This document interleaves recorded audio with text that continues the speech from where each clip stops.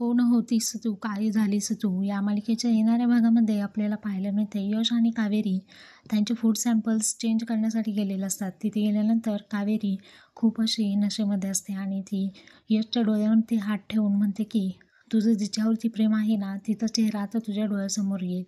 डोळे बंद करता क्षणी जो सर्वप्रथम चेहरा तुझ्या डोळ्यासमोर येईल ना, त्या मुलीच्या तू प्रेमात पडलेला आहेस.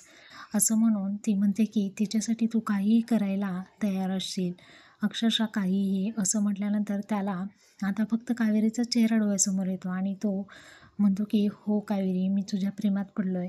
असं आता त्याला स्वतः जाणीव झालेली असते की तो कावेरीच्या प्रेमात पडला आहे. कावेरीसुद्धा त्याला येऊन बिलगलेली असते.